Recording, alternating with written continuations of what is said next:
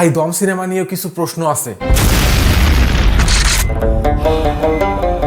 দম সিনেমা কি নাটকের মতো হয়েছে? আফরান নিশো কেমন অভিনয় করছে? ভালো হয়েছে তো? চঞ্চল চৌধুরী কেমন অভিনয় করলো? পূজা চেরি আর আফরান নিশোর কেমিস্ট্রি কেমন ছিল? ভাই দম সিনেমা কি দেখতে যাওয়া উচিত? হ্যাঁ, কালার গ্রেডিং তো ভালো হয়েছে, কিন্তু বিজিএম কেমন হয়েছে? কে অভিনয় করলো সেটা না দেখে আপনারা যারা শুধুমাত্র গল্পের জন্য, শুধুমাত্র সিনেমার জন্য সিনেমাকে ভালোবাসেন, তাদের জন্য আজকের ভিডিওটা।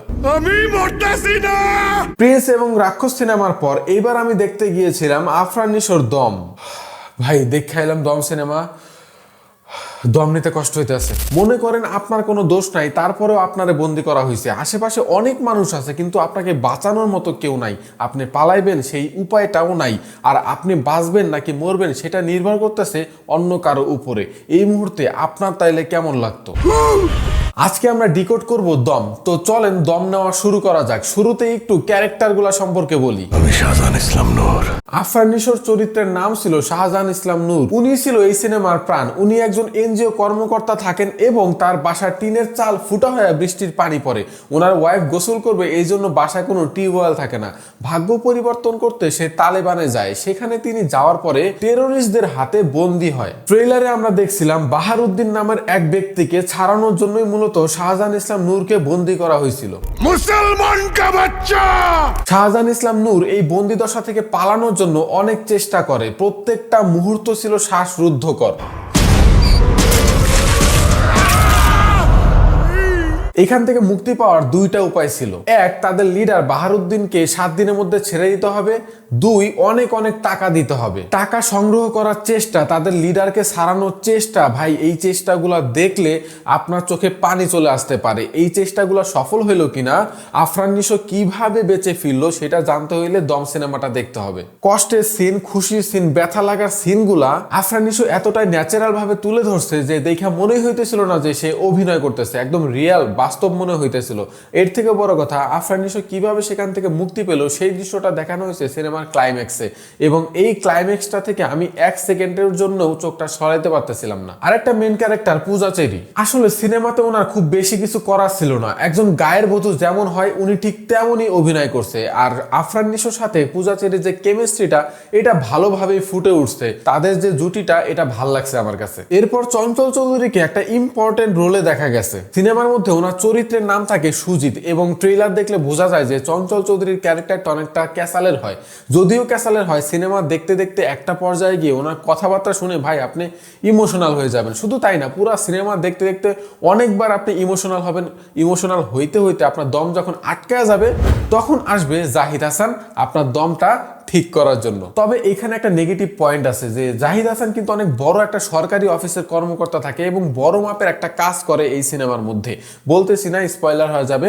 তো তার ক্যারেক্টারটা অনেক কম, অনেক শর্ট টাইম দেখানো হয়েছে। তার ক্যারেক্টারটা আরেকটু স্ক্রিন টাইম পাওয়ার যোগ্যতা ছিল। কাজ করতে যে আমার কাছে মনে হয়নি যে আমি ফিল্মের কাজ করতে গেছি আর কি। মনে হচ্ছে যেন নাটকেরই কোনো কাজ, বিরাট একটা ওয়াইড লেন্স।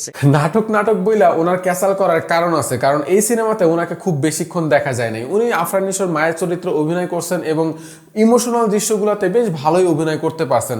তো ন্যাচারাল লাগছে অনেক। এত দুর্দান্ত ক্যামেরার কাজ, কালারের কাজ, এডিটিং এর কাজ, কত সুন্দর একটা ফিল্ম উপহার দিছে। এরপরও যদি ভাই আপনার কাছে নাটক ফিল হয়, তাহলে আপনি যা হিরো আলমের সিনেমা দেখেন। একটু বিদেশি অভিনেতাদের কথা বলি। তালেবান টেরোরিস্ট চরিত্রে অভিনয় করার প্রত্যেকটা মানুষের অভিনয় ছিল চোখে পড়ার মতো। আমার কাছে এই লোকটার অভিনয় বেশি ভালো লাগছে। এবং আরো ছোট চরিত্রে আরো অনেকে অভিনয় করছে এবং প্রত্যেকটা ক্যারেক্টার গল্পের সাথে খাপ খায় গেছে। মানে কোনো কিছু অতিরিক্ত ছিল না। আর ব্যক্তিগতভাবে ভাই আমার এই মেয়েটার যে চরিত্রটা ছিল না, এটা আমার কাছে অনেক ভালো লাগছে, অনেক ইমোশনাল হয়ে গেছিলাম। সিনেমার ভিজুয়ালের কথা যদি বলি, ফার্স্ট লুক এবং ট্রেইলারের মতোই দুর্দান্ত ছিল। বড় পর্দায় এই সিনগুলা দেখতে অনেক ভালো লাগতেছিল। আর সবচেয়ে বড় কথা যে কালার গ্রেডিং কইরা ভাই এই সিনগুলাকে আরো প্রাণবন্ত করে তুলছে। এইবার চলেন সাউন্ড ডিজাইন নিয়ে কথা বলা যায়। সাউন্ড ডিজাইন ছিল একদম মাখন। অ্যারাবিক এবং তালেবানের একটা মিক্স টাইপের বিজিএম ব্যবহার করা হয়েছে এবং এখানে কিন্তু একটা বাংলা পুরাতন গানও ব্যবহার করা হয়েছে। সিনেমার যেই পয়েন্টে গানগুলো ব্যবহার করা হয়েছে একদম অ্যাকুরেট ছিল, কারণ ওই টাইমে ওই দৃশ্যগুলোর ইমোশনের সাথে গানগুলো অনেক কানেক্ট হইতেছিল।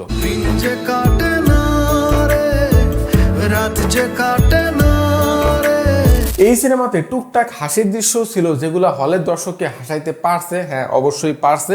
আর ম্যাক্সিমাম দৃশ্য ছিল ইমোশনাল টাইপের। আপনি যখন সিনেমাটা দেখবেন আপনি অনেক ইমোশনাল হয়ে যাবেন, কষ্ট পাবেন, দুঃখ পাবেন। সিনে যেই কষ্টটা চলতেছে, যেই দুঃখের সিনটা চলতেছে সেটা দেখে আপনিও ব্যথিত হবেন। যেহেতু এই সিনেমার সত্য ঘটনা অবলম্বনে বানানো হয়েছে, যাদের সাথে এই ঘটনাটা ঘটছে তাদেরকে সিনেমার পোস্ট ক্রেডিট সিনে দেখানো হয়েছে।